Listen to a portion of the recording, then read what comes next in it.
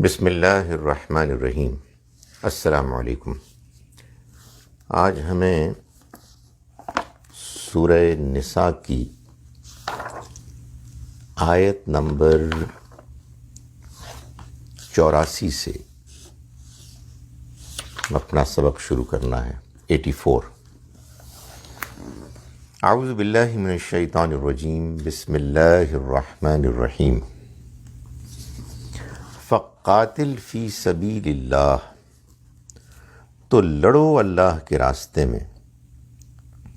لا تکلف الا نفسک، تم پر کسی کی ذمہ داری نہیں سوائے اپنی ذات کے۔ وحرض المؤمنین، اور مومنوں کو، اہل ایمان کو ابھارو، موٹیویٹ کرو، یعنی اسی قتال کے لیے۔ عسى اللہ ان یکف بأس الذین کفروا، امید ہے کہ اللہ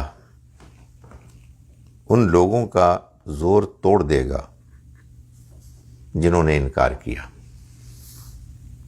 واللہ اشد بأسا، اور اللہ کا زور سب سے زیادہ ہے۔ واشد تنکیلا، اور وہ بڑی عبرتناک سزا دینے والا ہے، یعنی جو اس طرح کے انکار کرنے والے ہیں ان کو۔ سورہ نساء جب نازل ہو رہی تھی تو صورتحال یہ ہو گئی تھی کہ مسلمانوں کی خلاف جو ایک مہم تھی دونوں جانب کی، ایک جانب سے مشرکین اور دوسری جانب سے منافقین، وہ ایکٹیو ہو گئے تھے۔ انہی کی طرف سے اقدام ہوتا تھا اور وہ مسلمانوں کو اپنے خیال کے مطابق ختم کرنے کے لیے کوششیں کر رہے تھے۔ آبویسلی ایک تو خیر اپنے سروائیول کا بھی مسئلہ تھا، مگر ساتھ ہی ساتھ یہ بات بھی تھی کہ اگر وہ جنگ کر رہے ہیں تو پھر اللہ کا یہ حکم تھا کہ تم بھی ان سے جنگ کرو، اور بہرحال الٹیمیٹلی تو یہ اللہ کا فیصلہ ہے کہ یہ پیغام، یہ دین غالب ہو کے رہے گا۔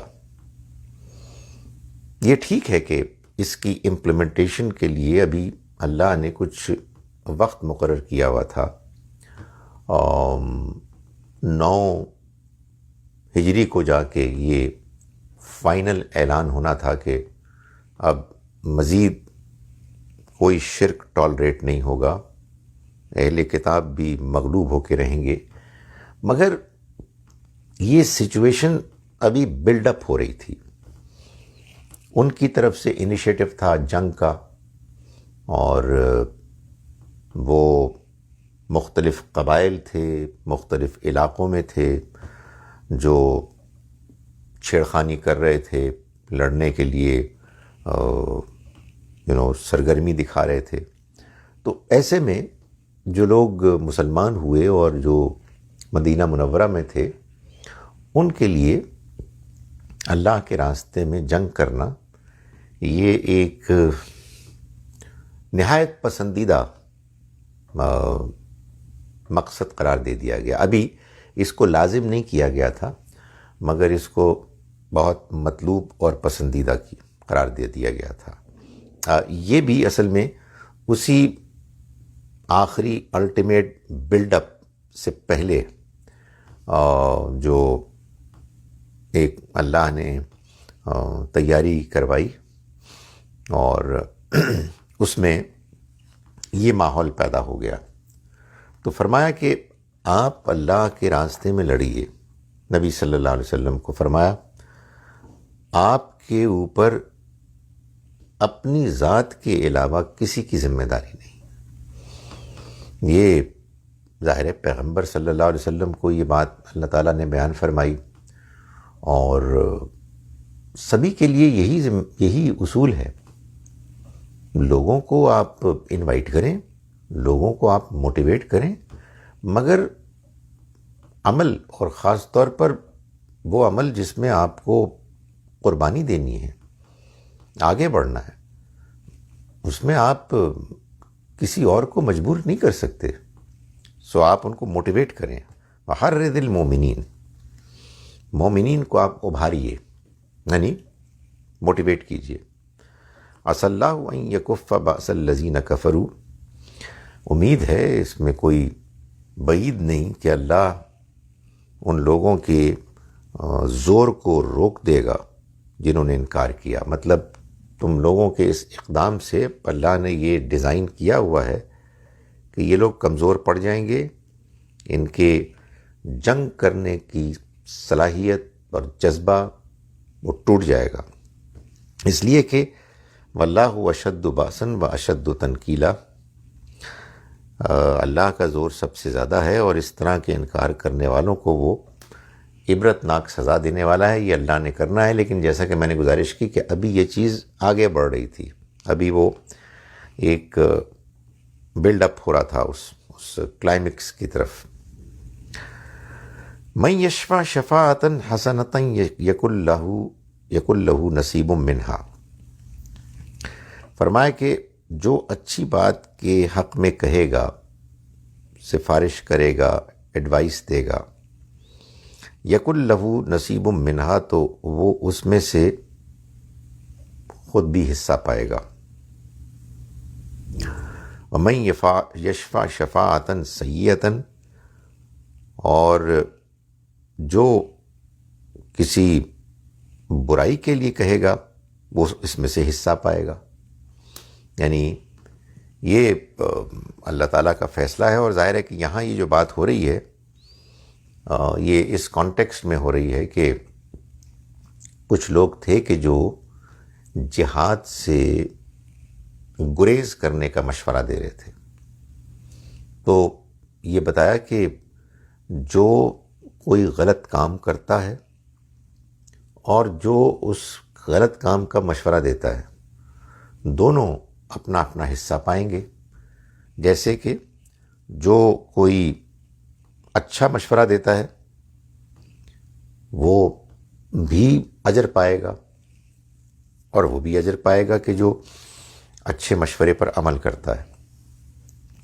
فرمائے کہ وَكَانَ اللَّهُ عَلَى كُلِّ شَيْءٍ مُقِيتًا، اور اللہ ہر چیز کی طاقت رکھنے والا ہے. یہ فیصلہ اللہ کا ہے، اور اللہ ہر چیز پر قدرت رکھتا ہے، ہر چیز کی طاقت رکھتا ہے. وَإِذَا حُيِّئْتُمْ بِتَحِيَّةٍ، اور جب تمہیں گریٹ کیا جائے، سلام کیا جائے، بِتَحِيَّةٍ، کسی ایسے انداز میں کہ جو گریٹنگز کا انداز ہو، فَحَيُّوا بِأَحْسَنَ مِنْهَا، تو تم بھی اس کے جواب میں گریٹ کرو، سلام کرو. أَوْ رُدُّوهَا بِأَحْسَنَ مِنْهَا، اس سے بہتر. أَوْ رُدُّوهَا، یا تم اسی کو لوٹا دو، یعنی جیسے تمہیں کہا گیا ہے ویسے تم جواب دے دو. ظاہر ہے کہ یہ ایک عام اصول بھی ہے کہ آپ کو اگر کوئی گریٹ کرتا ہے تو آپ اس کی گریٹنگز کا جواب دیں. آپ کوئی سلام کرتا ہے آپ سلام کا جواب دیں. یہی ہمیں سکھایا گیا ہے. اس میں کوئی مسلم غیر مسلم کا فرق ہی نہیں ہے. دائرہ سلامتی کی دعا تو سبھی کے لیے ہونی چاہیے. البتہ یہاں یہ ایک جس کانٹیکسٹ میں بات آئی ہے وہ وہی جہاد کا کانٹیکسٹ ہے. لڑائی کا ماحول ہو گیا ہے، مسلمان اس کے لیے نکلے ہیں، کوئی قبیلہ ہے. اب کچھ معلوم نہیں ہے کہ اس میں کافر کون ہے، مومن کون ہے. بہت سے صاحب ایمان ہیں کہ جو آپ کو بتانا چاہتے ہیں کہ وہ مسلمان ہیں. وہ سلام کر رہے ہیں آپ کو، تو ظاہر ہے کہ آپ کو سلام کا جواب دینا چاہیے، اور ان کے اس سلام کے نتیجے میں جو ایک ان کی طرف سے اشارہ ہے، دعویٰ ہے، آپ کو اس کو ماننا چاہیے۔ مطلب یہ ہے کہ جب تم جنگ کے لیے نکلے ہو اور جب ان میں سے کسی کی طرف سے تمہیں سلام کیا جاتا ہے تو تم بھی ان کو سلام کہو، آئیڈیلی تو اس سے بہتر الفاظ میں کہو۔ مسلمانوں کو بھلائی میں، نیکی میں، اچھی باتوں میں، گریٹ کرنے میں، دوسروں کے ساتھ اچھا رویہ اختیار کرنے میں ایکسل کرنا چاہیے۔ ہمارے پاس ایک پیغام ہے، ہم اس پیغام کے بارے میں یہ خواہش رکھتے ہیں کہ دوسرے بھی اس کو سمجھیں، ایٹ لیسٹ کنسیڈر کریں اور آئیڈیلی اس کو مانیں۔ تو یہ تو نہیں ہو سکتا جب تک کہ آپ کا ایٹیچیوڈ ٹھیک نہ ہو، جب تک کہ آپ اچھے انداز میں بات نہ کریں۔ تو فرمایا کہ اس سے بہتر انداز میں کرو، اور ردوہا، یا کم سے کم انہی الفاظ کو تم لوٹا دو۔ یعنی مطلب یہ ہے کہ کسی کے ساتھ تم کو زیادتی نہیں کرنی، اور ایک فیئر طریقے سے پیش آنا ہے۔ اگر تم جسٹس سے آگے بڑھ کر مزید ایکسلنس کا مقام نہیں بھی حاصل کرنا چاہتے۔ ان اللہ کان علی کل شیء حسیبا، اللہ ہر چیز کا حساب لینے والا ہے۔ یہ جو تم جا رہے ہو جہاد کرنے، اور ایک فوج کشی ہوگی، وارفیئر کے مختلف مراحل ہوں گے، تو اس میں اب تمہیں محتاط ہونے کی ضرورت ہے۔ You will need to be careful. اللہ لا الہ الا ہو، جان لو کہ اللہ کے سوا کوئی الہ نہیں ہے۔ لَيَجْمَعَنَّكُمْ إِلَىٰ يَوْمِ الْقِيَامَةِ لَا رَيْبَ فِيهِ، وہ تم سب کو قیامت کے دن اکٹھا کرے گا جس کے آنے میں کوئی شبہ نہیں ہے۔ یعنی وہ قیامت کا دن جو شک و شبے سے بالا تر ہے۔ وَمَنْ أَصْدَقُ مِنَ اللَّهِ حَدِيثًا، اور اللہ سے بڑھ کر سچی بات کہنے والا کون ہو سکتا ہے؟ یعنی یہ جو کچھ بھی تم کر رہے ہو، جس زندگی کے جس فیز میں ہو، جو تمہارا سٹیٹس ہے، جو تمہاری ذمہ داری ہے، تمہارے ساتھ جیسے بھی لوگ ہیں، مگر یہ بات کبھی نہ بھولو کہ اللہ وہی ایک معبود ہے، وہی دنیا کا بنانے والا ہے، وہی دنیا کا چلانے والا ہے، وہی ہے کہ جو ہر جگہ موجود ہے، ہر چیز سے واقف ہے۔ تو اس نے ایک دن سب کو اکٹھا کر کے حساب کتاب لینا ہے۔ اس وجہ سے دھاندلی مت مچاؤ، کسی کے ساتھ زیادتی مت کرو، تمہیں اپنے رویے کو درست رکھنا ہوگا۔ فرمایا فما لکم فی المنافقین فئتین، پھر تمہیں کیا ہو گیا ہے کہ تم منافقین کے بارے میں دو گروہ ہو گئے ہو۔ یعنی یہ جو سارا پروسیس جاری تھا، اس میں کئی مصلحتیں، مقاصد، آبجیکٹیوز اچیو ہو رہے تھے۔ مثال کے طور پر ایک تو یہی تھا کہ کفار کو الٹیمیٹلی ان کا خاتمہ کرنا ہے، مگر ایک خاص پروسیس سے گزر کے۔ مگر کفار کون ہیں؟ مشرکین بھی ہیں، اہل کتاب بھی ہیں، اور اپنے اندر منافقین بھی ہیں۔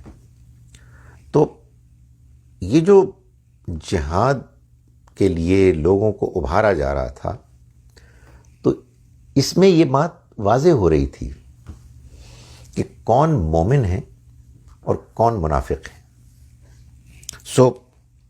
ظاہر ہے کہ جب یہ کشمکش جاری تھی، کچھ کمزور مسلمان بھی تھے،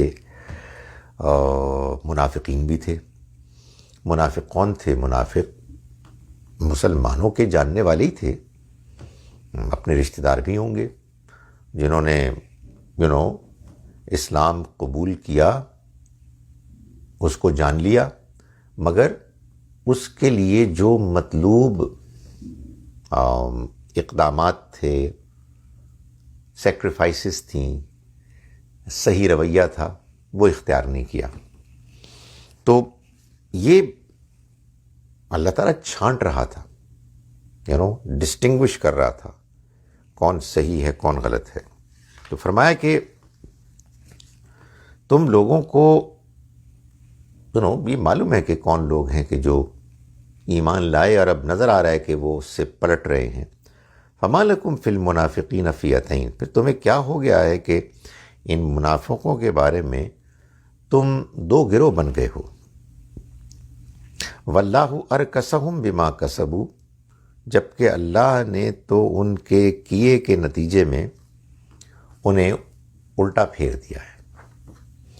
یہ بڑی امپورٹنٹ اور بڑی سنگین بات ہے، جس کو قرآن مجید نے سورہ صف میں یوں بیان کیا کہ فلما زاغوا ازاغ اللہ قلوبہم، جب وہ ٹیڑھے ہو گئے تو اللہ نے ان کے دل ٹیڑھے کر لیے۔ وہ خدا تعالیٰ کا طریقہ، اس کا معاملہ بڑا کلیئر ہے، دو اور دو چار کی طرح ہے۔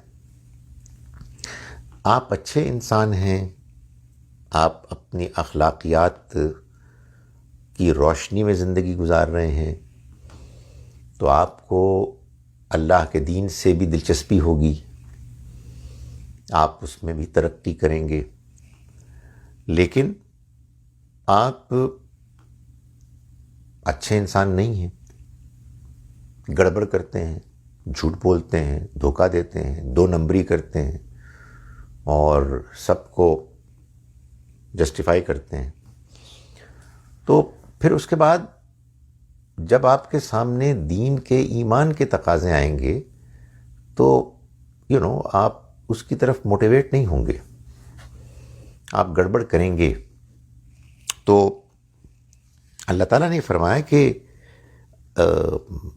یہ جو منافق ہیں، یہ اللہ نے ان کو الٹا پھیر دیا ہے ان کے کرتوتوں کی وجہ سے۔ تو پھر یہ ہوتا ہے کہ جب انسان گڑبڑ کرتا ہے تو اس کا دل ٹیڑھا ہو جاتا ہے، یعنی وہ بات ہی نہیں سمجھ پاتا، اس کا صحیح بات سننے کو جی نہیں چاہتا، اس کا دم گھٹنے لگتا ہے۔ یہ قرآن میں اتنا زیادہ بیان کیا گیا ہے کلیئرلی کہ آدمی اگر قرآن پڑھے تو وہ اس کو مس نہیں کر سکتا۔ تو فرمایا کہ یہ تم کو کیوں اس میں بحث میں پڑ گئے ہو؟ اللہ نے ان کو پلٹا دیا ہے ان کی کرتوتوں کی وجہ سے۔ اتریدون ان تہدوا من اضل اللہ، تو کیا تم انہیں ہدایت دینا چاہتے ہو جنہیں اللہ نے گمراہ کر دیا ہے؟ بھائی اللہ جانتا ہے نا کہ اس کے کیا رویہ ہے، کہ اس کا کیا ایٹیچیوڈ ہے، کیا کرتا ہے، کیسے سوچتا ہے، اس کی کیا نیت ہے، کیا لوگوں کے سامنے کیا کرتا ہے، الگ ہو کے کیا کرتا ہے، قریب کے لوگوں سے کیا بات کرتا ہے، عام لوگوں سے کیا بات کرتا ہے، دن میں کیا کرتا ہے، رات میں کیا کرتا ہے، یہ سب اللہ جانتا ہے نا۔ تو اگر اللہ نے بعض لوگوں کو اپنے قانون کے مطابق، وہ قانون، وہ پالیسی، وہ سنت جس میں اس نے طے کیا ہوا ہے کہ جو بندہ اپنے آپ کو ٹھیک کرنے کے لیے تیار نہیں ہے، خدا تعالیٰ اس کو ہدایت نہیں دے گا۔ جو بندہ اللہ کے پیغام سے گریز کرتا ہے، اس میں انٹرسٹڈ نہیں ہوتا، تو خدا تعالیٰ بھی انٹرسٹڈ نہیں ہے۔ تو فرمایا کہ کیا تم ہدایت دینا چاہتے ہو ان کو جن کو اللہ نے گمراہ کر دیا؟ وَمَن يُضْلِلِ اللَّهُ، اور جنہیں اللہ گمراہ کر دے، فَلَن تَجِدَ لَهُ سَبِيلًا، تو تم ان کے لیے کوئی ہدایت کا راستہ نہیں پا سکتے۔ یہ بڑی سیریس بات ہے اور آبویسلی بڑی پریشان کن بات بھی ہے۔ بہت سے لوگ اپروچ کرتے ہیں، پوچھتے ہیں کہ جی ہم اپنے فلاں کے لیے کیا کریں اور ان کو کیسے راہ ہدایت پر لائیں۔ اولاد کے لیے کہتے ہیں، بہن بھائیوں کے لیے کہتے ہیں، اپنے اسپاؤزز کے لیے کہتے ہیں، ایٹ ٹائمز والدین کے لیے کہتے ہیں۔ بالکل دعا کرنی چاہیے، کوشش کرنی چاہیے، اچھی امید رکھنی چاہیے، آخری حد تک ٹرائی کرنا چاہیے، مگر یہ بات بالکل کلیئر ہے کہ آپ اگر دوسرا شخص انٹرسٹڈ نہیں ہے تو کچھ نہیں کر سکتے، اور وہ انٹرسٹ آپ خود سے پیدا نہیں کر سکتے۔ کوشش کر سکتے ہیں، انکریج کر سکتے ہیں، ماحول کریٹ کر سکتے ہیں، اور بڑے بڑے غیر معمولی واقعات ہوتے ہیں، بڑی بڑی نہ سمجھ میں آنے والے، نہ امیجن کر سکنے والے واقعات ہو جاتے ہیں۔ ایک بندہ دور کی گمراہی میں چلا گیا اور سمجھانے والوں نے سمجھایا تو وہ پلٹ گیا، مگر بس اس میں آپ کوشش ہی کر سکتے ہیں، اور کوشش کرنے میں بھی آدمی کو سمجھداری سے کام لینا چاہیے۔ کسی شخص کی طرف سے برا رد عمل آ رہا ہے تو بہت زیادہ پیچھے نہیں پڑ جانا چاہیے، درپے نہیں ہونا چاہیے، حکمت سے کام لینا چاہیے۔ فرمایا ودو لو تکفرون، وہ تو چاہتے ہیں کہ کاش کہ تم بھی کفر اختیار کر لو، کما کفرو، جیسا کہ انہوں نے کفر کو اختیار کیا، وہ منکر بن گئے۔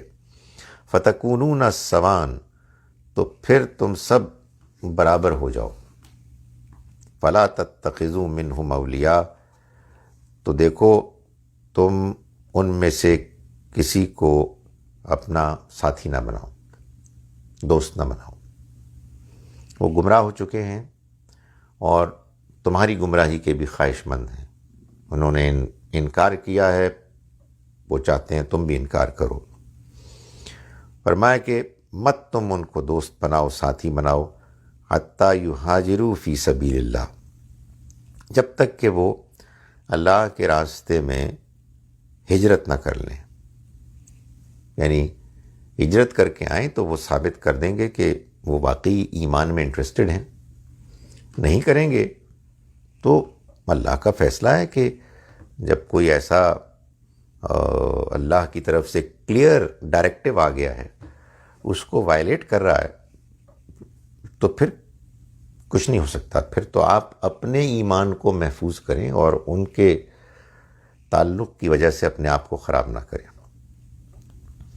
اب یہ دیکھیں، یہ بڑی ایک امپورٹنٹ اور شاید مشکل چیز ہے کہ جو فگر آؤٹ ہم کریں کہ ہمارے لیے اس میں کیا رہنمائی ہے۔ یو سی، ہم اس قرآن کو پڑھ رہے ہیں ایسے کہ اس میں نبی صلی اللہ علیہ وسلم نے جو اپنا مشن اکمپلش کیا، بحیثیت رسول آپ نے جس طرح سے اللہ کے بتائی ہوئی گائیڈنس کے مطابق ایک قوم کے اوپر حجت تمام کی، اور اس کے بعد اللہ کا عذاب آ گیا، اللہ نے اس قوم کے اوپر اپنا آخری فیصلہ نافذ کر دیا۔ یہ ان کے بارے میں بات بیان ہو رہی ہے۔ اب کوئی یہ کہے کہ جی میں تو اب اس سے تعلق نہیں رکھوں گا کیونکہ وہ تو غلط کام کرتا ہے، آئی ڈونٹ نو، شراب پیتا ہے، فلاں کرتا ہے، تو نہیں، میں تو جب تک کہ وہ اس کو چھوڑے گا نہیں تو میں نہیں اس سے کوئی بات کروں گا۔ نہیں، یہ یہاں نہیں کہا جا رہا۔ یہاں تو اصل میں پیغمبر کی سربراہی میں، آپ صلی اللہ علیہ وسلم کی موجودگی میں، ایک تمام مسلمانوں کو ٹارگٹ دے دیا گیا کہ آپ کو ہجرت کر کے مدینے میں آنا ہے، ورنہ آپ کی یہ باتیں کہ جی ہمارے لیے مشکل ہے اور اس سے کیا فرق پڑتا ہے، اس کے باوجود بھی تو ہم تو مسلمان ہونے کا تو دعویٰ کر رہے ہیں وغیرہ وغیرہ. تو فرمایا کہ نہیں، وہ جب تک کہ ہجرت نہیں کرتے اس وقت تک تم ان سے تعلق قائم نہیں کرو گے.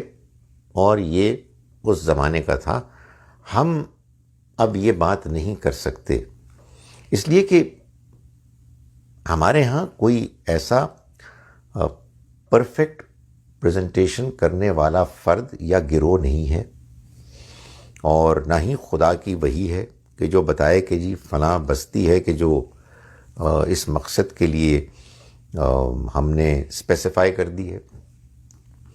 اسی امپورٹنٹ نقطے کو نہ سمجھنے کی وجہ سے ہمارے ہاں بعض اوقات بہت کوششیں ہوئیں، بہت سے گروہ بنے، وہ ایکسٹریم ہو گئے، عام مسلمانوں سے کٹ گئے، بلکہ ان سے لڑنے لگے، محض ان آیات اور اس طرح کی دوسری آیات کو نہ سمجھنے کی وجہ سے. فرمایا کہ فَإِن تَوَلَّوْا، پھر اگر وہ منہ موڑیں، یعنی باتیں بنا رہے ہیں، ہجرت کرنے کے لیے تیار نہیں ہیں، اور ان قبیلوں، ان قوموں کے ساتھ وہ وابستہ ہیں کہ جو انکار کر رہی ہیں، مسلمانوں سے لڑ رہی ہیں، تو فرمایا پھر اگر انہوں نے منہ موڑا فَخُذُوهُمْ، تو ان کو پکڑو، وَاقْتُلُوهُمْ، انہیں قتل کرو، حَيْثُ وَجَدتُّمُوهُمْ، جہاں کہیں بھی تم ان کو پاؤ، وَلَا تَتَّخِذُوا مِنْهُمْ وَلِيًّا وَلَا نَصِيرًا، اور نہ تم ان میں سے کسی کو اپنا ساتھی اور نہ مددگار بناؤ. یعنی یہ اب دشمن ہیں، دشمنوں کے ساتھ ہیں، ایک جنگ کا ماحول ہے. اس میں یہ نہیں ہو سکتا کہ وہ بات چیت کر کے آپ کو شیشے میں اتاریں اور آپ ان کے ساتھ اپنی باتیں شیئر کریں. نہیں، اب تو یا وہ کلیئرلی اپنے کیمپ سے نکل کے آپ کے کیمپ کو جوائن کریں گے، ورنہ اس طرح سے چھپ چھپا کے ساز باز کرنا یہ وہ چیز ہے کہ جو بالکل ایکسیپٹیبل نہیں ہے. سو when you are at war، تو پھر آپ کو you will have to be careful. إِلَّا الَّذِينَ يَصِلُونَ إِلَىٰ قَوْمٍ بَيْنَكُمْ وَبَيْنَهُمْ مِيثَاقٌ، البتہ وہ لوگ ایک ایکسیپشن ہیں، یعنی سوائے ان لوگوں کے یصلون الی قوم بینکم و بینہم، جو ایسی قوم سے جا ملیں کہ جن کے اور تمہارے درمیان معاہدہ ہے، کوئی قبیلہ ہے، کوئی قوم ہے جس سے مسلمانوں کا معاہدہ ہو گیا ہے، وہ آپس میں جنگ نہیں کریں گے، اور یہ اس قوم سے تعلق رکھتے ہیں، تو ٹھیک ہے، پھر ظاہر ہے کہ ان کے ساتھ تعلقات ہو سکتے ہیں.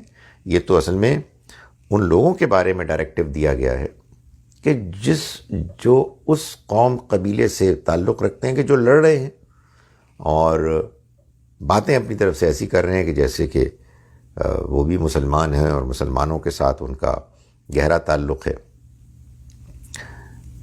او جاؤکم حسرت صدورہم، یا پھر وہ لوگ ہیں کہ جو تمہارے پاس اس طرح آئیں کہ ان کے دل ہمت نہیں پاتے کہ ان یقاتلوکم، کہ وہ تم سے لڑیں، او یقاتلو قومہم، یا اپنی قوم سے لڑیں.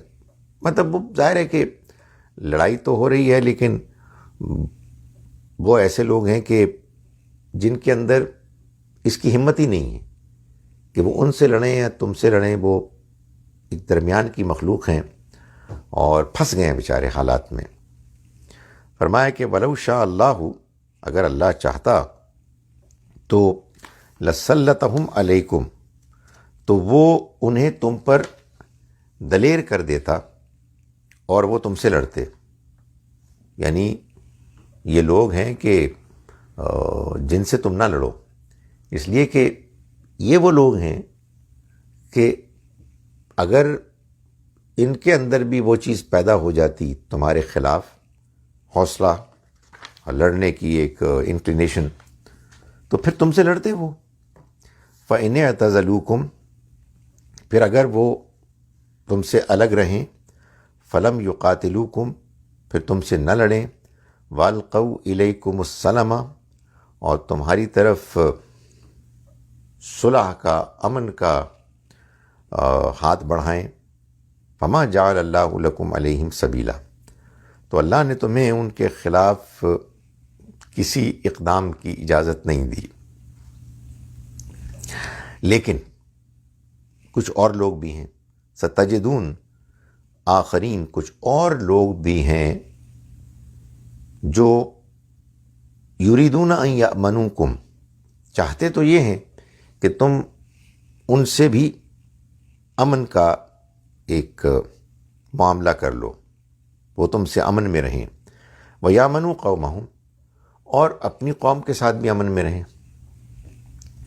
لیکن کلما ردوا الی الفتنہ، جب کبھی فتنے کی طرف بلائے جاتے ہیں، ارکسوا فیہا، تو وہ اس میں جا پڑتے ہیں، اوندھے منہ اس کی طرف لپکتے ہیں. یعنی مسلمانوں سے لڑنے کے لیے ان کو ان کی قوم، قبیلے کی طرف سے کہا جائے تو اس میں وہ ملوث ہو جاتے ہیں، اور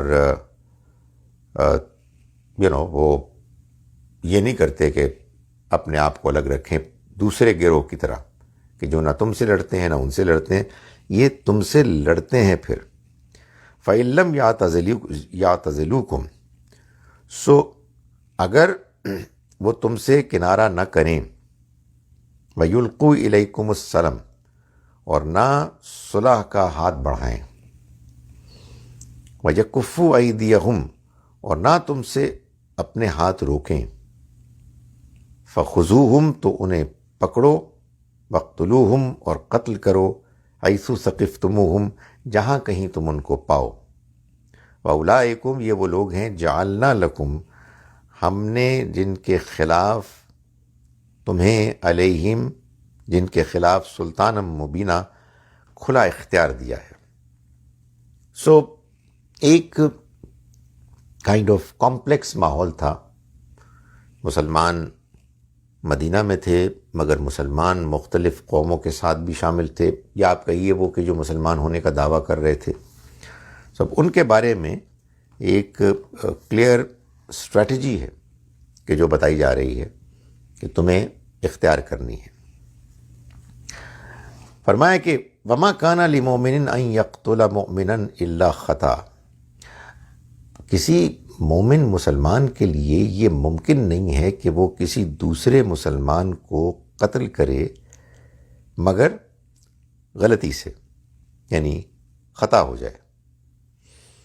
صرف غلطی ہو سکتی ہے، خطا ہی ہو سکتی ہے. وَمَنْ قَتَلَ مُؤْمِنًا خَطَأً، اور اگر کسی نے کسی مومن کو غلطی سے قتل کیا، فَتَحْرِيرُ رَقَبَةٍ، تو پھر اس کو ایک غلام آزاد کرنا ہوگا، مؤمنہ مومن. وَدِيَةٌ مُسَلَّمَةٌ، اور دیت ہے کہ جو حوالے کرنی ہوگی گھر والوں کو، دیت یعنی خون بہا. إِلَّا أَن يَصَّدَّقُوا، سوائے اس کے کہ وہ معاف کر دیں. فَإِن كَانَ مِن قَوْمٍ عَدُوٍّ لَكُمْ، پھر اگر وہ ہوں ایک ایسی قوم میں سے جو تمہاری دشمن قوم ہے، تو وَهُوَ مومن، اور وہ مومن ہو، یعنی جس کو غلطی سے قتل کیا گیا، فَتَحْرِيرُ رَقَبَةٍ مُؤْمِنَةٍ، تو پھر ایک غلام کو آزاد کرنا ہوگا. وَإِن كَانَ مِن قَوْمٍ بَيْنَكُمْ وَبَيْنَهُمْ مِيثَاقٌ، اور اگر وہ ہو، یعنی جس کو غلطی سے قتل کیا گیا، ایسی قوم سے تعلق رکھتا ہو کہ جس کے اور تمہارے درمیان معاہدہ ہے، فَدِيَةٌ مُسَلَّمَةٌ، تو تم ایک دیت، خون بہا ہے کہ جو ادا کرو گے، اِلیٰ اہلہ، اس کے گھر والوں کو، وَتَحْرِيرُ رَقَبَةٍ، اور غلام آزاد کیا جائے گا. مومنہ ایک مومن غلام آزاد کیا جائے گا۔ فمن لم یجد، پھر جو ایسا نہ کر پائے، فالصیام شہرین متتابعین، تو وہ 2 مہینے کے روزے رکھے لگاتار، توبۃ من اللہ، اللہ کی طرف سے توبہ کا طریقہ ہے، یعنی یہ جو گناہ ہوا ہے اس گناہ کا جو دھبا لگا ہے دل پر، یہ پاک صاف ہوگا اسی طریقے سے۔ وکان اللہ علیما حکیما، اور اللہ جاننے والا ہے، حکمت والا ہے۔ یعنی جو جنگ کی صورت میں بھی قتل ہوتا ہے، ظاہر ہے کہ وہ غلطی سے ہی ہو سکتا ہے، کیونکہ آدمی یہ سوچتا ہے کہ شاید یہ دشمن ہے اور یہ مومن نہیں ہے، لیکن بہرحال غلطی تو ہے، بیکاز آپ نے ٹھیک طرح سے ویریفائی نہیں کیا، اس کی تحقیق نہیں کی، تو اس میں پھر اللہ تعالیٰ نے یہ 2 شکلیں بتائی ہیں۔ اگر تو کوئی ایسی قوم ہے کہ جس کے اور آپ کے درمیان کوئی معاہدہ نہیں ہے، دشمن قوم سے تعلق رکھتا تھا وہ، جس کو کہ قتل کیا گیا، تو اس میں تو صرف ایک غلام آزاد کیا جائے گا۔ لیکن اگر وہ آپ ہی کی قوم میں سے ہے یا کسی ایسی قوم سے ہے کہ جس کے اور آپ کے درمیان معاہدہ ہے، تو پھر غلام بھی آزاد کیا جائے گا اور دیت بھی دی جائے گی۔ اور اگر اس کی بندے کے اندر وہ نہ ہو، پوٹینشل ریسورسز نہ ہو اس کے پاس مقتدرت، تو پھر وہ روزے رکھے گا 60 دن لگاتار، تاکہ یہ جو بڑی اس سے غلطی ہوئی ہے، بلنڈر ہوا ہے، وہ دھل جائے، صاف ہو جائے، پاک ہو جائے۔ ایک تو یہ کہ جو دیت ہے اس کے بارے میں قرآن مجید نے کہا کہ معروف طریقے پہ دی جائے گی۔ معروف سے مراد ہے کہ آپ کے معاشرے میں جو بھی طریقہ رائج ہے اس کو فالو کیا جائے گا۔ ظاہر ہے کہ معاشرے بدلتے رہتے ہیں، ان کے معروفات بدلتے رہتے ہیں۔ ایک زمانے میں عرب کے ماحول میں اونٹوں کو کیا جاتا تھا، اس کے لحاظ سے دیت طے ہوتی تھی، غالباً 200 اونٹ ہیں۔ لیکن ظاہر ہے کہ اب زمانہ بدل گیا ہے، اب اونٹوں کو ایک یونٹ قرار دینا پاسبل نہیں ہے۔ دوسرا، قتل خطا کی اب شکلیں بہت سی اور ہو گئی ہیں۔ ڈرائیونگ کرتے ہوئے آپ اوور سپیڈ کر رہے ہوتے ہیں اور کوئی حادثہ ہو جاتا ہے اور کوئی مر جاتا ہے۔ آپ نے جان بوجھ کے تو نہیں مارا، لیکن بہرحال غلطی تو آپ کی بھی تھی، آپ نے صحیح طرح سے گاڑی نہیں چلائی وغیرہ وغیرہ۔ تو اس میں قانون سازی ہونی چاہیے موجودہ دور کے لحاظ سے کہ ہمارے ہاں دیت کتنی ہوگی۔ ایک زمانہ تھا کہ جب عاقلہ ہوتا تھا، یعنی ایک قبیلہ ہے کہ وہ کنٹریبیوٹ کرتا تھا دیت میں، اب اس کی کیا صورت ہوگی؟ اب تو کوئی کسی کے لیے کچھ کرنے کے لیے تیار نہیں ہوتا، وغیرہ وغیرہ۔ دوسرا یہ کہ غلام کے آزاد کرنے کا تو اب دائرہ سوال نہیں، غلامی ختم ہو چکی ہے، تو پھر کیا کیا جائے؟ اس کی بھی کچھ شکلیں ہو سکتی ہیں۔ ایک رقم طے ہو جائے کہ غلام کی اگر کوئی قیمت ہوتی تو وہ آج کیا ہوتی، اور اس سے یہ بھی ہو سکتا ہے کہ آپ قیدیوں کو آزاد کریں۔ بڑے قیدی ہوتے ہیں بیچارے کہ جو کچھ 1000 روپوں کی خاطر پھنسے ہوئے ہوتے ہیں، یا آپ لوگوں کے قرض ادا کر سکتے ہیں۔ اس میں ملٹیپل امکانات موجود ہیں۔ فرمایا کہ یہ سب کچھ آپ کو کرنا ہے توبہ کے لیے، یعنی اللہ کے حضور میں توبہ اسی طرح سے قبول ہوگی۔ چھوٹے گناہوں پر تو اللہ تعالیٰ آپ کی نیکیوں ہی سے معاف کر دیتا ہے، اور شرمندگی سے، توبہ کرنے سے، لیکن جو گناہ بڑے ہوتے ہیں وہ توبہ کے پروسیس میں ان کے لیے کچھ ایسے کام کرنے ہوتے ہیں کہ اپنے مال کا ایک بڑا حصہ نکالنا پڑتا ہے، یا آپ دیکھیے کہ ظاہر کوئی آسان کام نہیں ہے 60 روزے رکھنا لگاتار۔ مطلب یہ کہ آدمی کی توبہ مخلصانہ تبھی ہوگی، جیسا کہ سورہ توبہ میں اللہ تعالیٰ نے بتایا کہ کچھ لوگوں نے جب غزوہ تبوک میں جانے سے گریز کیا، حالانکہ ان کے دل میں ایمان تھا، منافق نہیں تھے، تو پھر ان کا سوشل بائیکاٹ کیا گیا 50 دن تک، کوئی بھی نہیں ان سے ملتا تھا، اور اس کے نتیجے میں ان کے اندر وہ احساس پیدا ہوا کہ ان سے ایک بڑا غلط کام ہوا ہے۔ سو یہاں بھی معلوم یہی ہوتا ہے کہ اللہ کی طرف سے ایک اندر سے انسان کے ندامت، شرمندگی، احساس پیدا ہو، پھر وہ اللہ سے معافی مانگے۔ وَمَن يَقْتُلْ مُؤْمِنًا مُتَعَمِّدًا، اور جو قتل کرے گا کسی مومن کو جان بوجھ کر، فَجَزَاؤُهُ جہنم، تو اس کی سزا جہنم ہے، خالداً فیہا، وہ ہمیشہ رہے گا اس میں، وغضب اللہ علیہ، اور اللہ کا اس پر غضب ہوا، ولعنہ، اور اس نے اس کی لعنت ان پر ہوئی، اس پر ہوئی، وعد لہ، اور اس نے تیار کیا اس کے لیے عذابًا عظیما، ایک بڑا عذاب، ایک عظیم عذاب۔ یعنی ابھی تو جو دیت اور غلام کو آزاد کرنا اور 60 روزے رکھنا یہ سب تھا، یہ تو غلطی سے قتل کرنے کی صورت میں تھا کہ آدمی ایسا کرے گا تو ظاہر ہے شرمندہ ہی ہوگا،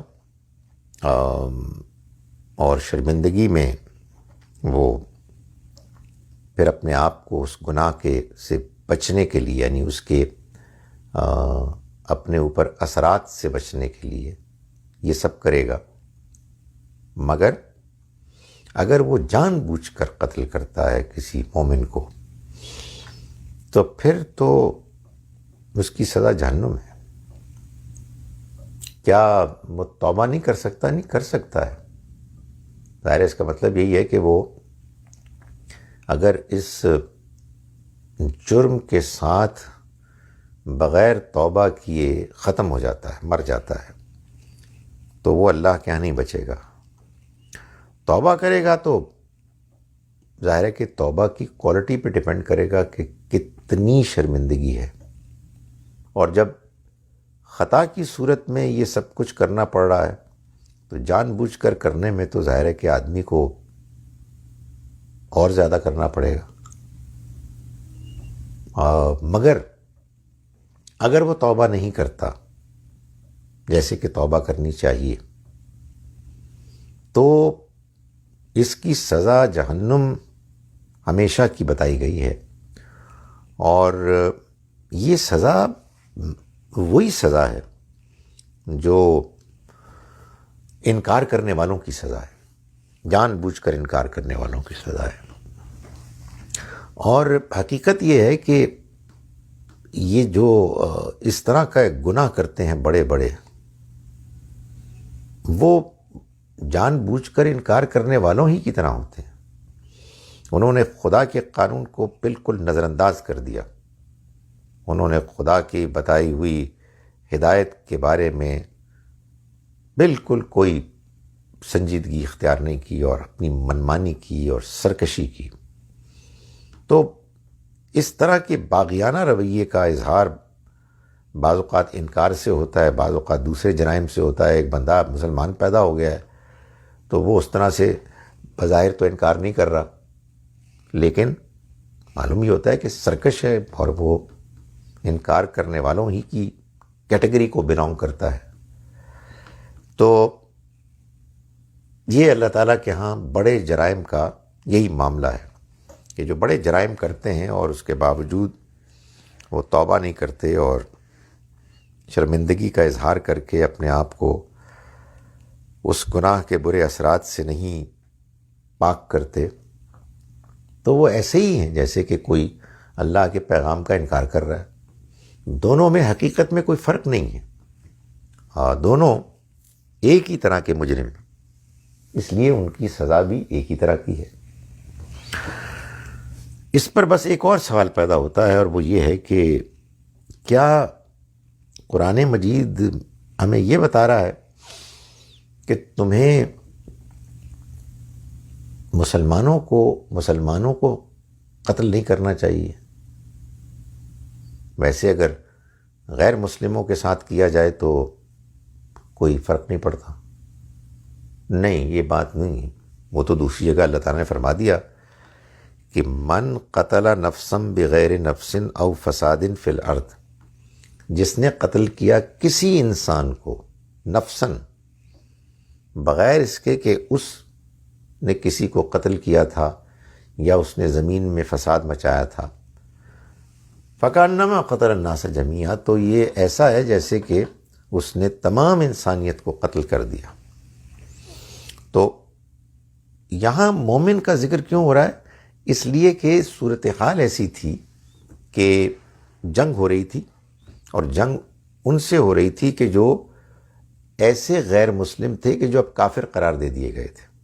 یعنی بات واضح ہونے کے باوجود انہوں نے انکار کر دیا تھا. اب یہ ایسے مجرم تھے کہ جو جنگ بھی کر رہے تھے، ان سے لڑنا تھا اور لڑنے کے نتیجے میں بالآخر ان کو اللہ کی طرف سے سزا سے دوچار کرنا تھا. تو اس موقع میں بھی اگر انہی میں کچھ مسلمان شامل تھے جو نہیں لڑ رہے تھے، یعنی وہ نہ اپنی قوم سے لڑ رہے تھے نہ مسلمانوں سے لڑ رہے تھے، اور حالانکہ انہوں نے ہجرت نہیں کی تھی، ان میں سے کسی کا غلطی سے قتل ہو گیا تو وہ اس سارے قانون کے مطابق اس کی ٹریٹمنٹ ہوگی. ورنہ عام حالات میں تو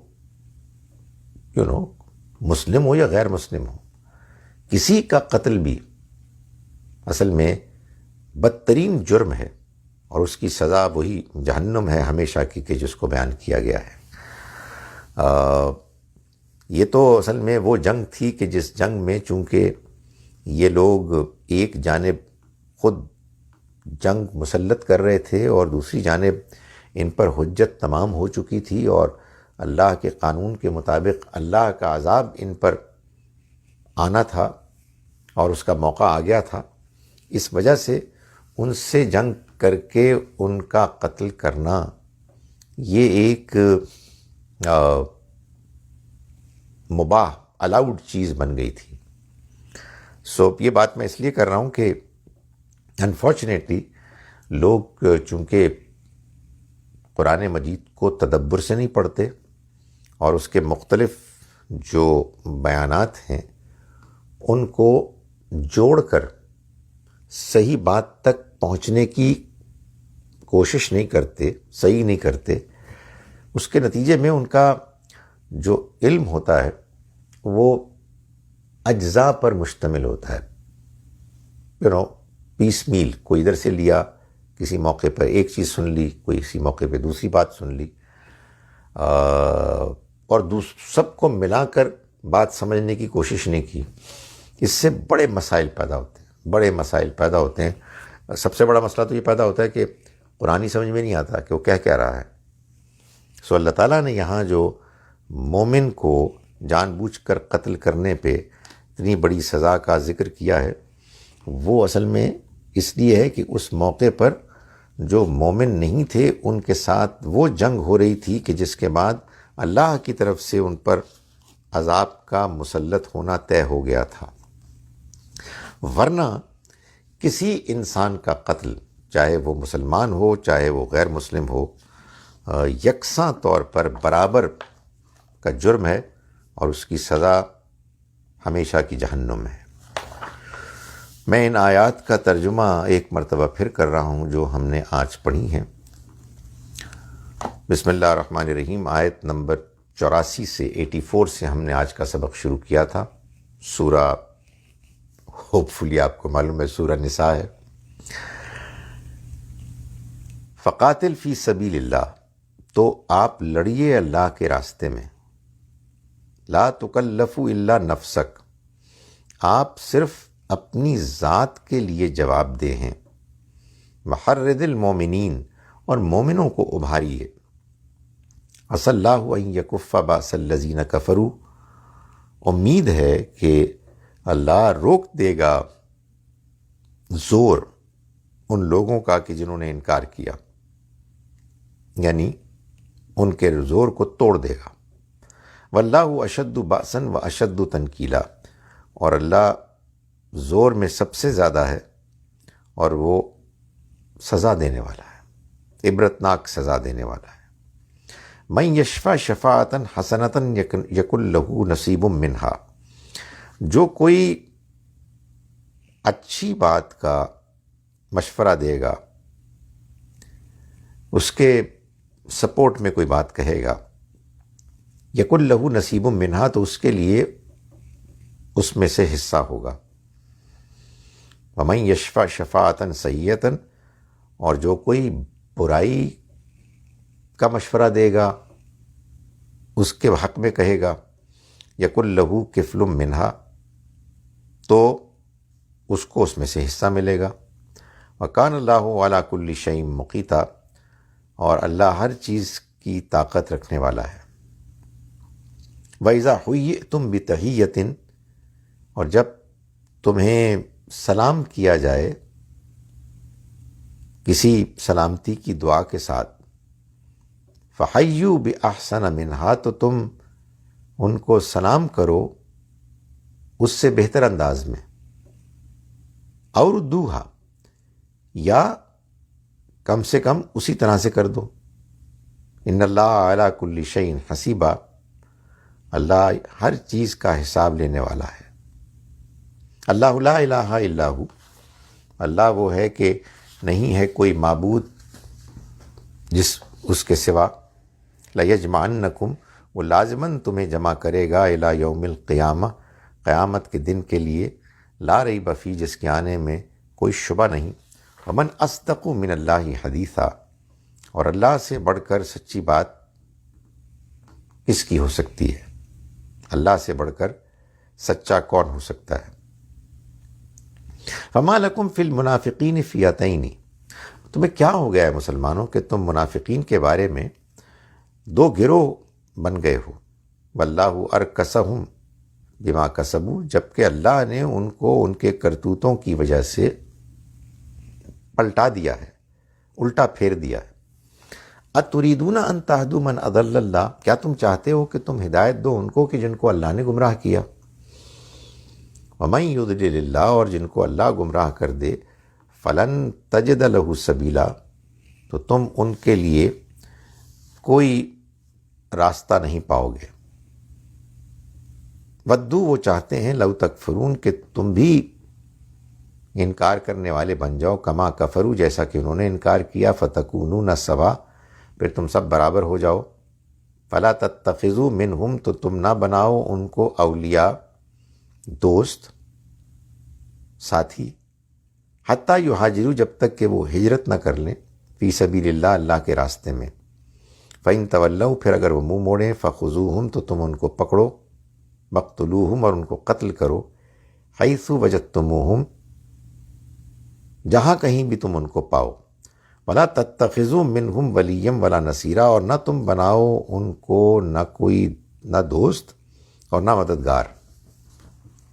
الا الذین یصلون الی قوم بینکم و بینہم میثاق، سوائے ان کے کہ جو جا ملے ایک ایسی قوم سے کہ جن کے اور تمہارے درمیان معاہدہ ہے، او جاؤکم، یا وہ آئیں تمہارے پاس، حسرت صدورہم، اپنے اندر ہمت نہ پاتے ہوئے، ان یقاتلوکم، کہ تم سے لڑیں، او یقاتلوا قومہم، یا اپنی قوم سے لڑیں. ولو شاء اللہ، اور اگر اللہ چاہتا، لسلطہم علیکم، تو وہ ان کو تم پر مسلط کر دیتا، فلقاتلوکم، تو وہ تم سے لڑتے. فإن اعتزلوکم، پھر اگر وہ تم سے الگ ہو جائیں، فلم یقاتلوکم، پھر وہ تم سے نہ لڑیں، والقوا الیکم السلام، اور وہ تمہاری طرف امن کا پیغام بھیجیں، فما جعل اللہ لکم علیہم سبیلا، تو اللہ نے تمہیں ان کے خلاف اقدام کی اجازت نہیں دی ہے. ستجدون، تم پاؤ گے آخرین کچھ اور لوگ بھی، یریدون ان یأمنوکم ویأمنوا قومہم، وہ چاہتے تو یہ ہے کہ تم سے بھی امن میں رہیں اور اپنی قوم کے ساتھ بھی امن میں رہیں، لیکن کلما ردوا الی الفتنہ، جب کبھی بھی وہ فتنے کی طرف بلائے جاتے ہیں، اور ارکسوا فیہا، تو وہ اوندھے منہ اس پر جا گرتے ہیں. فإن لم یعتزلوکم، پھر اگر وہ تم سے کنارہ نہ کریں، ویلقوا الیکم السلام، اور نہ تمہاری طرف صلح کا ہاتھ بڑھائیں، ویکفوا ایدیہم، اور نہ ہی اپنے ہاتھ کو روکیں، فخذوہم، تو پکڑو تم ان کو، وقتلوہم، اور قتل کرو ان کو، حیث ثقفتموہم، جہاں کہیں بھی تم ان کو پاؤ. وَأُولَٰئِکُمْ، یہ وہ لوگ ہیں، جعلنا لکم، ہم نے تمہیں دیا ہے، علیہم، ان کے خلاف، سلطانا مبینہ، کھلا اختیار. وَمَا كَانَ لِمُؤْمِنٍ أَن يَقْتُلَ مُؤْمِنًا إِلَّا خَطَأً، کسی مومن کے لیے ممکن ہی نہیں ہے، جائز نہیں ہے، سوال ہی پیدا نہیں ہوتا کہ وہ قتل کرے کسی دوسرے مومن کو سوائے غلطی سے. وَمَنْ قَتَلَ مُؤْمِنًا خَطَأً، اور جس کسی نے کسی مومن کو غلطی سے قتل کیا، فَتَحْرِيرُ رَقَبَةٍ مُؤْمِنَةٍ، تو ایک مومن غلام کو آزاد کرنا ہوگا، او وَدِيَةٌ مُسَلَّمَةٌ، اور دیت ہے کہ جو ادا کی جائے گی، الی اہلہ، اس کے گھر میں، یعنی مقتول کے گھر والوں کو، الا ان یصدقوا، سوائے اس کے کہ وہ معاف کر دیں. فإن کان من قوم بین قوم عدو لکم، پھر اگر وہ ہوا تمہاری دشمن قوم میں سے، وہوا مؤمن، اور مومن ہوا، وتحریر رقبۃ مؤمنہ، تو پھر ایک مومن کو آزاد کرنا ہوگا بس. وإن کان من قوم بینکم وبینہم میثاق، اور اگر وہ ہوا ایسی قوم میں سے کہ تمہارے ان کے درمیان معاہدہ تھا، فدیۃ مسلمۃ، تو تم دیت ادا کرو گے، الی اہلہ، اس کے گھر والوں کو، وتحریر رقبہ، اور ایک غلام کو آزاد کرو گے، مومنہ مومن. فمن لم یجد، جو اس کی حیثیت نہیں رکھتا، جس کے پاس اس کے وسائل نہیں ہیں، فصیام شہرین متتابعین، تو اسے روزے رکھنے ہوں گے 2 مہینوں کے لگاتار، توبۃ من اللہ، اللہ کی طرف سے توبہ کا طریقہ ہے یہ. وکان اللہ علیما حکیما، اور اللہ جاننے والا، حکمت والا ہے. ومن یقتل مؤمنا متعمدا، اور جس نے قتل کیا کسی مومن کو جان بوجھ کر، فجزاؤہ جہنم، تو اس کی سزا جہنم ہے، خالدن، جس میں رہے گا وہ ہمیشہ، فیہا، جس میں، وغضب اللہ علیہ، اور اللہ کا اس پر غضب ہوا، ولعنہ، اور اس نے اس پر لعنت کی، وعد لہ، اور اس نے اس کے لیے تیار کر رکھا ہے، عذابا عظیما، ایک عظیم بڑا عذاب. اقول قولی ھذا واستغفر اللہ لی ولکم. جناب. وعلیکم السلام.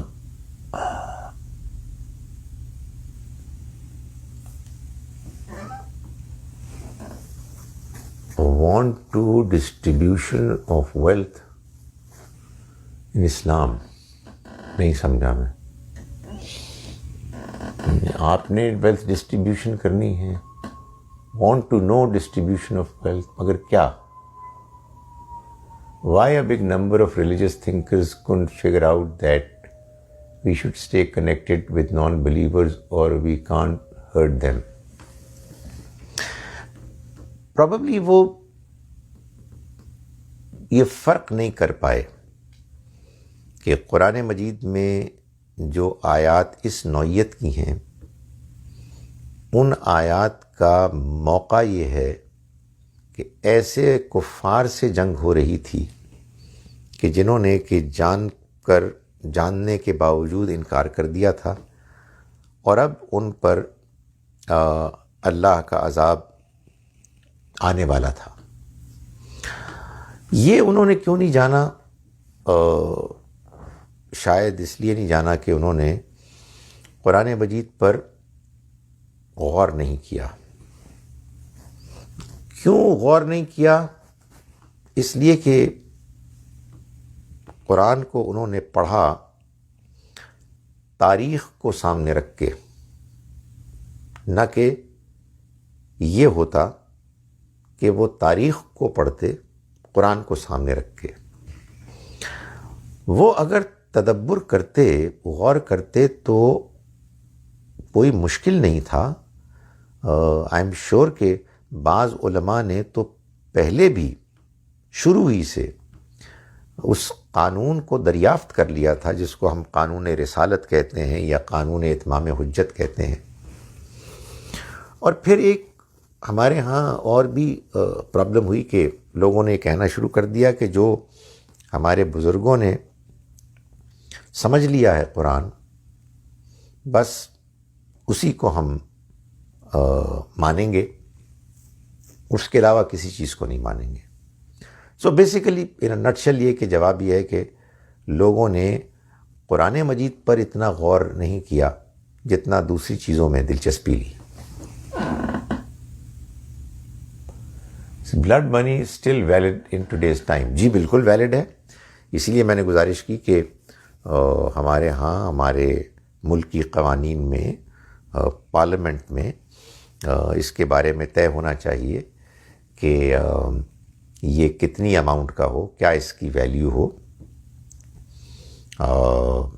ایک زمانے میں ضیاء الحق صاحب نے تو اس کو لیجسلیٹ کروایا تھا یا قانون بیان کیا تھا۔ لیٹسٹ کیا سچویشن میں نہیں جانتا، مگر ایبسلیوٹلی یعنی اگر ایک شخص ایکسیڈنٹ سے مارا گیا ہے تو ظاہر ہے یہ خطا والی قتل ہی ہے، جان بوجھ کے تو نہیں کیا، تو ایسا ہی ہونا چاہیے۔ یہ قانون آج بھی بالکل ویلڈ ہے۔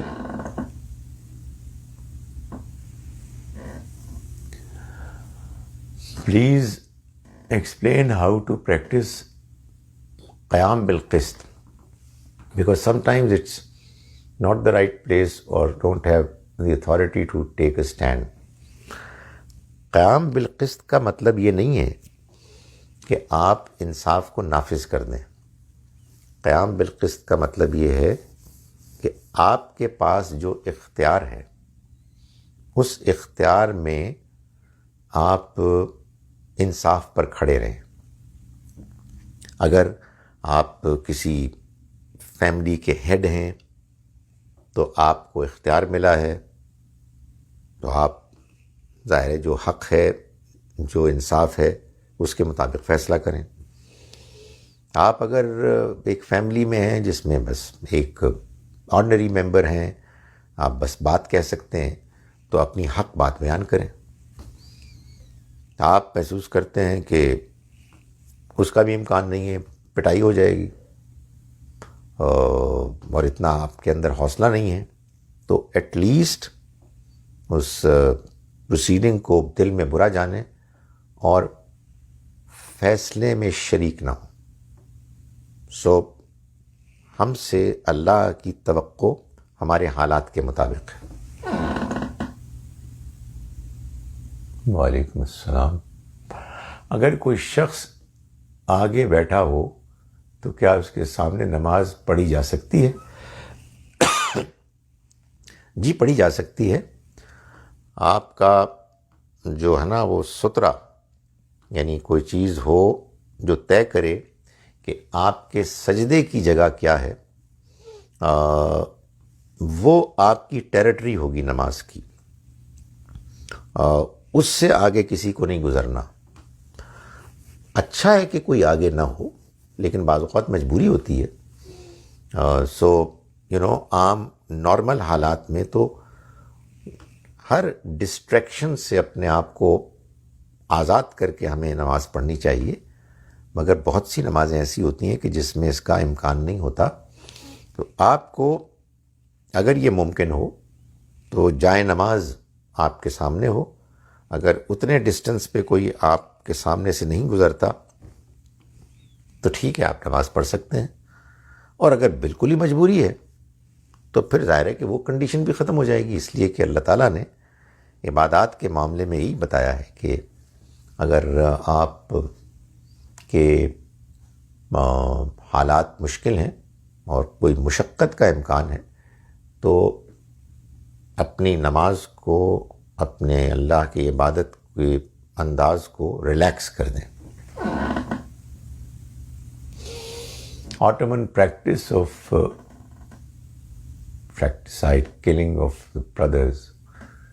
So surely those sultans abode in Jahannam. دیکھیں، ظاہر ہے کہ آخری حد تک غلط چیز تھی، مگر جہنم کا فیصلہ آپ نہ کریں، آپ قرآن پڑھ کر سنا دیں، مگر یہ نہ میرا اختیار ہے نہ کسی اور کا اختیار ہے کہ وہ جہنم جنت کے فیصلے کرے۔ اور جنت کی ہم دعا کر سکتے ہیں، ہم اپنے لیے بھی دوسروں کے لیے بھی، جہنم سے ہم خبردار کر سکتے ہیں لوگوں کو۔ باقی آخری فیصلہ اللہ کا ہے، اس لیے کہ اللہ ہی ساری تفصیلات جانتا ہے، لیکن اس میں کوئی شبہ نہیں ہے کہ اپنی بادشاہت کی خاطر دوسرے بھائیوں کو مار دینا، مروا دینا نہایت گھنونا، آخری حد کا برا فعل ہے، ظلم ہے، زیادتی ہے، اور اللہ کے ہاں اس بارے میں کوئی چھوٹ نہیں ہے۔ مگر کسی کو پرٹیکولر بندے کو کچھ کہنا یہ ہماری جورسڈکشن میں نہیں ہے۔ In a democratic Muslim country is one not allowed to express one's disagreements with the rulers. نہیں، why not؟ بالکل ہونا چاہیے، لیکن ڈیپینڈ کرتا ہے کہ آپ کس ملک میں رہ رہے ہیں۔ ایسا نہ ہو کہ آپ کسی ایسے ملک میں رہ رہے ہوں جس میں آپ نے اپنا ڈس ایگریمنٹ ظاہر کیا اور آپ کو اغوا کر کے لے گئے اور بتایا گیا جی کہ ناردن ایریاز کی سیر کرانے لے گئے۔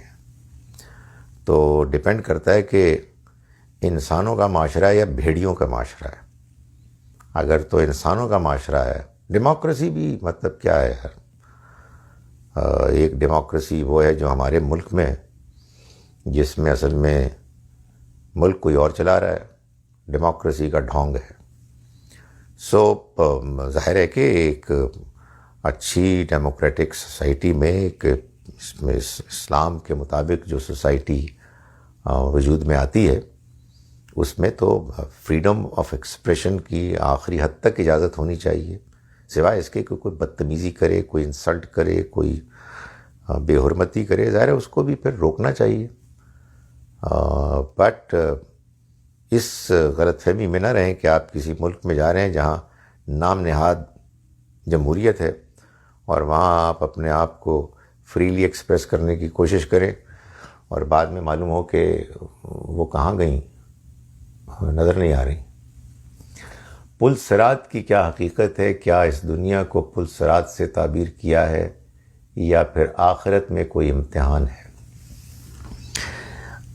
آخرت میں پل صراط کا ہونا اس لیے سمجھ میں نہیں آتا کہ اللہ تعالیٰ نے تو اہل جنت کے بارے میں یہ کہا ہے کہ وہ تو اس دن کی ہولناکی سے دور رکھ دیے جائیں گے، انہیں اس کا کچھ علم بھی نہیں ہوگا، انہیں ہوا بھی نہیں آئے گی، کوئی آواز بھی نہیں آئے گی۔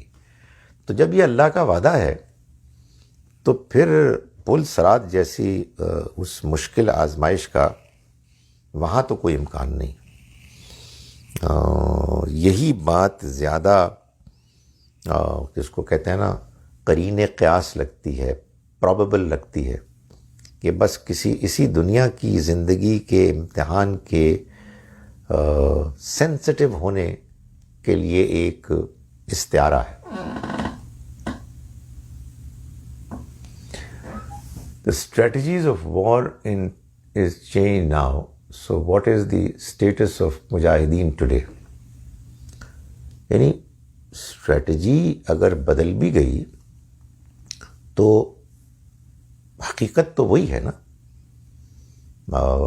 ہم نے کسی سے بغیر وجہ کے نہیں لڑنا. ہم نے اگر کسی سے معاہدہ کیا ہوا ہے کہ ہم آپس میں جنگ نہیں کریں گے تو ہم نے جنگ نہیں کرنی. نہ اپنے جاسوس بھیجنے ہیں، نہ سیکرٹلی بارڈر کراس کر کے اپنے کچھ سپاہی دوسرے روپ میں بھیجنے ہیں.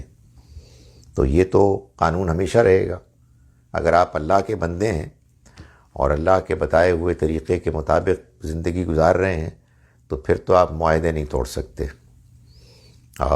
ایک مجاہد اللہ کے راستے میں لڑے گا صرف اس صورت میں کہ جب وہ جنگ جسٹیفائیڈ ہوگی. جنگ اب جسٹیفائیڈ صرف اس صورت میں ہو سکتی ہے کہ جب کہیں یا تو آپ کے اوپر کوئی حملہ آور ہوا ہے اور آپ اپنے ملک کی سرحدوں کا دفاع کر رہے ہیں، یا کہیں ریلیجس پرسیکیوشن ہو رہی ہے، دوسرے لوگ کوئی گروہ اپنے مذہب دین کو ماننے کے پاداش میں ستایا جا رہا ہے، پرسیکیوٹ کیا جا رہا ہے، ظلم ہو رہا ہے. لیکن اس کے علاوہ اگر کوئی فوجی فوج میں رہتے ہوئے جنگ لڑے گا جب کہ وہ خود کنونسڈ نہیں ہے کہ یہ جسٹیفائیڈ ہے، تو پھر تو کسی ایک انسان کا قتل کرنا پوری انسانیت کا قتل کرنا ہے. سو یہ کوئی معمولی بات نہیں ہے. اور وہ لوگ کہ جو جنگ مسلط کرتے ہیں، امیجن کریں کوئی پہاڑی آپ نے اس پر قبضہ کرنا ہے اور اس میں سینکڑوں ہزاروں لوگ مرواتے ہیں. اللہ اکبر اللہ اکبر. ان کا کیا بنے گا؟ اور اس کے بعد جب یہ جرم کرتے ہیں تو وہ یہ محسوس کرتے ہیں کہ اب یہ تو ہم پکڑے جائیں گے، تو وہ ملک کا تختہ الٹ دیتے ہیں اور خود قابض ہو جاتے ہیں تاکہ کوئی ان کو پکڑ نہ سکے. مائی گڈنس، اس دنیا میں کتنے جرائم ہوتے ہیں. So it all depends. اور پھر ایک پروپیگنڈا مشین ہے کہ جو چلتی ہے، جس کے بعد بھولے بھالے ہمارے جیسے بیوقوف لوگ ان میں متاثر ہو جاتے ہیں اور یہ سمجھتے ہیں کہ سب ٹھیک ہو رہا ہے. سو خدا دیکھ رہا ہے، وہ ہر چیز سے واقف ہے، اور وہ ایسے درندوں کو نہیں چھوڑے گا جنہوں نے کہ جان بوجھ کر یہ کام کیے اور اس کے بعد اس کو جسٹیفائی کرنے کے لیے اور غلط کام کیے. سو وہی قانون ہے، صرف یہ ہے کہ تلوار کی جگہ ٹینک اور ہوائی جہاز آ گئے ہیں، اور گھوڑوں کی جگہ یہی چیزیں ہیں کہ جو آ گئی ہیں. ورنہ اصل حقیقت میں تو کوئی فرق نہیں پڑا. ان حرم شریف people are always walking in front of you. ٹھیک ہے، تو اس میں آپ آرام سے نماز پڑھیں، کوئی مسئلہ نہیں ہے. جہاں صورتحال ایکسیپشنل ہو گئی ہے تو آپ کے نماز پڑھنے میں کوئی حرج نہیں. البتہ یہ کہ یہ جو ہمارے ہاں ایک مشکل ہوتی ہے کہ لوگ سمجھتے ہیں کہ مقام ابراہیم میں نماز پڑھنی، اور وہ ایک خاص اسپاٹ کا نام مقام ابراہیم ہے، وہ تو اوائڈ کرنا چاہیے. وہ تو بالکل ہی اللہ معاف کرے ایک عجیب و غریب ایک صورتحال ہو جاتی ہے. گو بیک جہاں کوئی اسپیس ہے آرام سے پڑھنے کی. یہاں تو آپ طواف کرنے والوں کو ڈسٹرب کر رہے ہوتے ہیں. لیکن اس کے باوجود ہو سکتا ہے کہ لوگ آپ آگے سے گزر رہے ہوں، انوائڈیبل ہو، تو پھر آپ نماز پڑھ سکتے ہیں. I am little confused about قتل خطا. ڈیڈ اینی مومن use to come to in battle field with the opponents of Muslims who were companions of the Prophet, peace be upon him. دیکھیے قتل خطا کا مطلب یہ ہے جیسا کہ ہم نے آج کی آیات میں پڑھا کہ مسلمان فوج گئی اور مطلب قتل خطا کی ایک بہترین مثال تو وہ ہے جو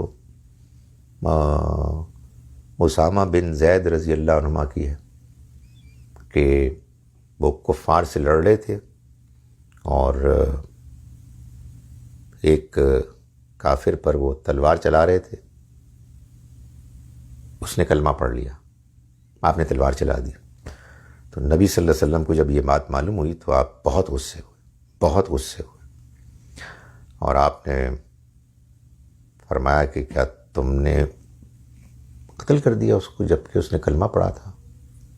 تم کیا کرو گے قیامت کے دن جب یہ کلمہ تمہارے خلاف گواہی دے گا، وغیرہ وغیرہ. سو ایسے چانسز ہوتے ہیں کہ آپ گئے اور آپ نے غلطی ہو گئی. ظاہر ہے حضرت اسامہ نے کوئی جان بوجھ کے تو نہیں کیا تھا، ان کا یہ خیال تھا کہ یہ جھوٹ موٹ میں کلمہ پڑھ رہا ہے، but it was a serious metre.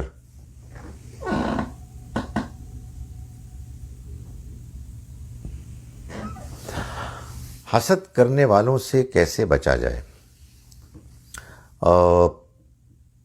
بچنے سے کیا مراد ہے؟ اگر وہ آپ سے ملتے ہیں تو بس ملیں، اچھی طرح ملیں. آپ محسوس کریں کہ آپ کے زیادہ ملنے سے ان کے حسد میں اضافہ ہو رہا ہے، آپ کی اچھی زندگی یا آپ کی ترقی کی وجہ سے وہ زیادہ حاسد ہو رہے ہیں، تو ان کو انفارم نہ کریں اپنے اچیومنٹس کے بارے میں. بس جتنا ایک اخلاقی طور پر ملنا کم سے کم ضروری ہے اتنا ملیں، ان کے لیے دعا کریں اور بہت زیادہ انٹریکٹ نہ کریں. کوشش کریں کہ اگر کوئی ان کے ساتھ آپ بھلائی کر سکتے ہیں تو کریں، شاید ان کے دل میں بات بیٹھ جائے، مگر یہ پیچیدہ چیز ہوتی ہے. سو پرابیبلی ایک اچھی اسٹریٹجی یہ ہے کہ جتنا اوائڈ کیا جا سکتا ہے کریں، لیکن آبویسلی یہ ہر وقت ممکن نہیں ہوتا، ہر موقع پر، کیونکہ بعض بڑے قریبی رشتہ دار ہوتے ہیں. تو بس اس میں بھی یہی کرنا چاہیے کہ ان کے سامنے کوئی اپنی بڑی کامیابی، اچیومنٹ اور خوشی کو پیش نہ کریں، بس ایک سادہ طریقے سے ملیں، ان کے لیے دعا کریں، اپنے آپ کو ان کے حسد سے محفوظ رکھنے کے لیے دعا کریں، اللہ سے اچھی امید رکھیں کہ وہ اپنے اس کیفیت سے باہر آ جائیں گے.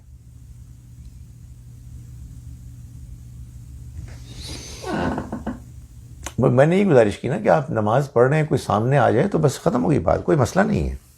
نماز آپ کی رہے گی برقرار، اس لیے کہ نماز میں اللہ تعالیٰ نے ہم کو یہ کنسیشنز دی ہیں کہ ہم اپنی امکانی حد تک اس کو اپنے نارمل جو انداز ہے اس میں اختیار کریں، لیکن اگر نہیں کر سکتے تو پھر جیسے ممکن ہے ویسے ہی اللہ کو ایکسیپٹیبل ہے. السلام علیکم ورحمۃ اللہ وبرکاتہ.